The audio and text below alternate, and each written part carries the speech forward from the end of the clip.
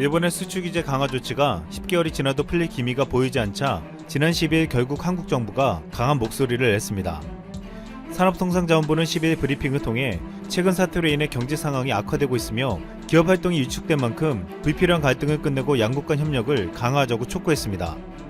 그동안 일본 정부는 한국과의 대화를 여러 차례 미뤄왔고 겉으로는 한국 수출 관리 미흡으로 3가지 이유를 들어왔습니다. 하지만 일본이 정말 문제시 삼는 것은 한국의 강제징용 배상 판결에 따른 것으로 보복 조치였습니다. 한국은 지난해 7월 일본의 수출 규제로 인해 부품과 소재에서 국산화를 꾸준히 진행시켜왔고 현재 일본의 수출 규제했던 3대 품목 공급의 안정화를 달성했습니다. 한국에 큰소리치던 일본은 지금 감염병 대처를 제대로 하지 못한 채 점점 심각한 상황으로 치닫고 있습니다. 이달 초 6일까지 긴급사태를 선포했던 일본은 확진자 수가 줄지 않자 이달 31일까지 연장했습니다. 이 긴급사태가 일본 경제에 미치는 영향은 역대급으로 보이고 있습니다. 산케이신문에 따르면 감염병 피해가 본격화된 올해 2분기 일본의 경제 성장률은 1945년 태평양 전쟁 종전 이래 최악의 역성장을 기록하게 될 것이라고 전망했습니다. 즉 감염병을 제대로 막지 못한 일본은 경제에도 치명적인 피해를 입게 된 것입니다. 또한 일본의 확진자는 최근 50명 아래로 떨어지고 있지만 이 수치는 의심받고 있습니다. 교도통신에 따르면 감염병에 대응하는 일본 정부 전문가회의 부자장인 오미 시게루 이사장이 최근 증상이 가볍거나 없는 사람이 많이 있다면서 실제 감염된 사람의 수가 확진자의 10배, 15배, 20배인지는 아무도 모른다고 말했습니다.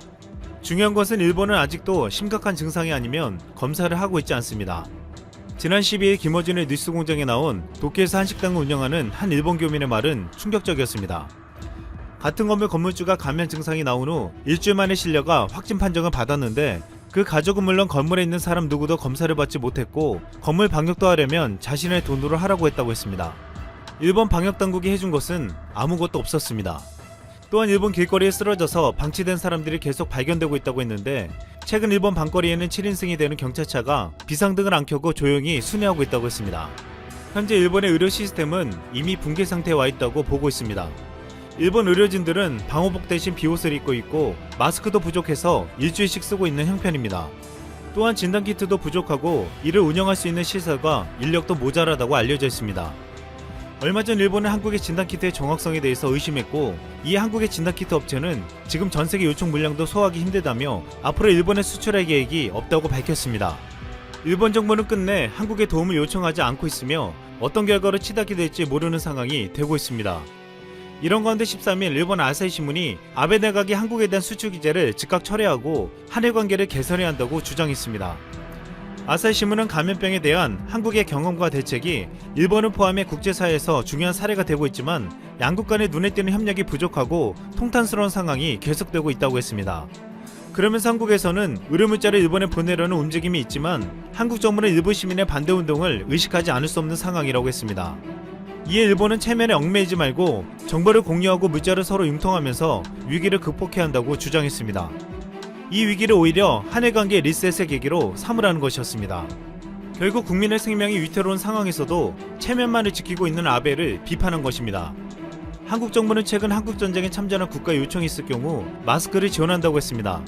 이에 미국의 요청에 따라 마스크 200만 장을 보낸 데 이어 12일 미국의 6.25 참전 용사를 위한 마스크 50만 장도 보냈습니다. 또한 12일 한국전 참전국 에티오피아에게도 한국산 진단키트 2만 8천여 본을 지원했습니다. 아일랜드도 한국산 마스크 1억 2천만 장을 확보했다며 앞으로 의료진들의 안전을 지키게 됐다고 환호했습니다. 한국은 한때 한국을 도왔던 나라들의 요청에 적극적으로 돕고 있습니다. 지난 6일 일본의 국민 MC 오쿠라 토모아키가 방송에서 한 한마디에 일본의 우익들이 난리가 난 바 있습니다. 그가 한 말은 이것이었습니다. 일본이 한국의 고개를 숙이고 감염병에 대한 대책을 배워야 한다. 이 말은 엄청나게 비난받으며 인격 모독까지 받게 만들었습니다. 그의 용감한 한마디가 비난받은 것이 지금 일본이 처한 현실이 되고 있습니다. 한국과 중국을 위험지역 목록에서 제외했다. 최근 태국의 대표 일간지 방콕포스트가 대대적으로 보도한 기사입니다. 태국은 다른 동남아 국가들과 마찬가지로 코로나19의 확산을 막기 위해 관광 수익을 포기하고 모든 비거주 외국인들의 입국을 금지했습니다. 태국 무역산업총연맹은 수많은 태국인 관광업종 종사자들을 포함해 공식적으로는 14만 명이 일자리를 잃었고 이주 노동자와 비공식 부문의 근로자들까지 합산하여 최소 650만 명이 직업을 잃은 것으로 추산된다고 발표했습니다. 이렇게 심각한 상황임에도 태국 정부는 강력한 봉쇄 정책을 펼치고 있죠.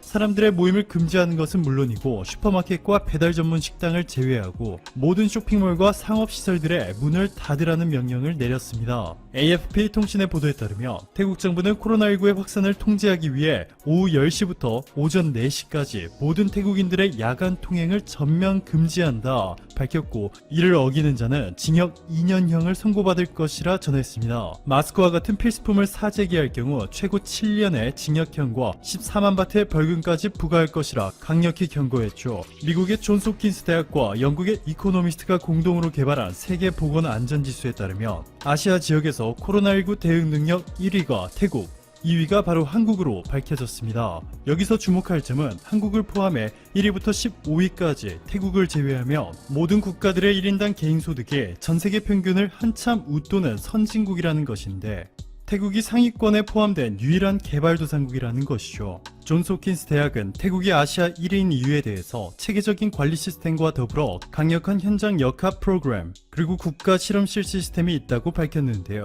덕분에 태국은 3028명의 확진자에서 더 이상 크게 오르지 않고 거의 종식되는 분위기가 만들어졌습니다. 자, 그런데 여기서 태국이 깜짝 발표를 하나 하게 되죠. 바로 어제부터 겨우 쇼핑몰 등 국내 상업시설의 재개를 허용하기 시작한 태국 정부가 이보다 하루 전날인 16일부터 한국을 위험지역 목록에서 배제하기로 결정했습니다. 로이터 통신과 신화통신의 보도에 따르면 아누틴 차니라군 태국 부총리 겸 보건부 장관은 한국은 25일부터 위험 전염병 지역에서 제외될 것이라며 한국은 코로나19의 확산을 훌륭하게 억제하고 있다. 태국에서는 한국을 위험 목록에서 제외하는 데 동의했다라고 밝혔습니다. 일본, 독일, 대만, 프랑스, 싱가포르, 이탈리아 등의 여전히 위험지역으로 분류되고 있는 가운데 한국의 대응 능력이 최고라 인정하고 절대적으로 신뢰하겠다는 것이죠. 중국에서는 한국을 이보다 훨씬 더 높게 평가하고 있습니다. 중국 정부는 중국 내 코로나19 확산은 진정됐지만 해외 유입으로 인한 재확산을 우려해 모든 외국인의 입국을 사실상 금지한 상태인데요. 유일하게 한국인은 예외입니다. 블룸버그의 보도에 따르면 중국이 한국 기업들의 검역 요건을 완화하기로 합의했고, 신속 통로라고 해서 한국 기업인들의 출국 전후 코로나19 검사에서 음성 판정을 받으면 중국 내 14일간 의무 격리를 하지 않아도 되고 중국 전 지역을 자유롭게 다닐 수 있게 됩니다. 최근 요미우리 신문의 보도에 따르면 한국과 중국은 일본에도 기업인들의 격리 없는 빠른 입국이 가능하도록 입국 제한을 완화하는 방안을 전달했지만 일본은 이를 받아들일 수 없다는 뜻을 밝혔습니다. 그 이유가 바로 일본은 한국처럼 모든 해외 유입자들을 대상으로 PCR 검사를 할 수 있는 진단키트가 너무나 부족하기 때문인 것으로 밝혀졌는데요. 영국의 로이터 통신은 일본이 미국 이후로 코로나19의 폭발적인 확산세는 피했지만 진단키트 검사 능력은 세계 최하위권이라 전했습니다. 모테기 도시미스 일본 외무상은 기자회견을 열어서 우선적으로 일본에서의 코로나19 확산을 수습해야 한다 라며 한국과 중국의 요구를 받아들일 수 없는 이유가 일본 내 상황이 여전히 심각하기 때문이라는 것을 인정했고, 대신 가토 가스노부 후생 노동상의 최근 열린 한중일 3국 보건장관 회의에서 한국의 코로나19 대응 경험을 일본에 공유해달라 라고까지 대놓고 부탁했죠. 이뿐만이 아닙니다. 쿠웨이트는 전 세계 모든 외국인들의 입국을 금지한 가운데 처음으로 한국 기업인들의 예외적 입국을 허용했습니다. 쿠웨이트 내에서 한국만 특별 대우해줄 경우 형평성에 문제가 될 것이라는 일부 주장도 있었지만 쿠웨이트에 진출한 한국 기업들의 영향력이 너무나 컸던 데다가 대신 한국산 진단키트를 수입할 수 있다는 기대감에 쿠웨이트 정부는 뒤도 돌아보지 않고 신속하게 한국인들의 입국을 허용했습니다. 최근 이태원 사태에도 불구하고 헝가리까지 한국 기업인들의 입국을 허용한 데다가 루마니아, 체코, 이란 등은 한국을 코로나19 관련 부정국가에서 긍정국가로 전환하며 한국과의 하늘길을 완전히 열기 위한 준비 작업에 착수했습니다. 이렇게 전 세계 국가들이 코로나19 사태가 진정되자마자 한국과의 항공편 재개와 함께 경제협력을 최우선적으로 생각하고 있는 상황인데요. 올해 1월에서 3월까지 미국에 판매된 한국산 비대는 지난해보다 무려 4000% 이상 폭발적으로 증가했고, 같은 기간 중국에 수출된 한국산 홍삼은 232% 급증했습니다. 한국산 진단키트와 마스크에 이어서 이제는 한국산 위생용품과 건강식품까지 글로벌 신드롬을 일으키기 시작한 것이죠. 오늘도 감사합니다. 최고로 멋진 하루 보내시길 바랄게요.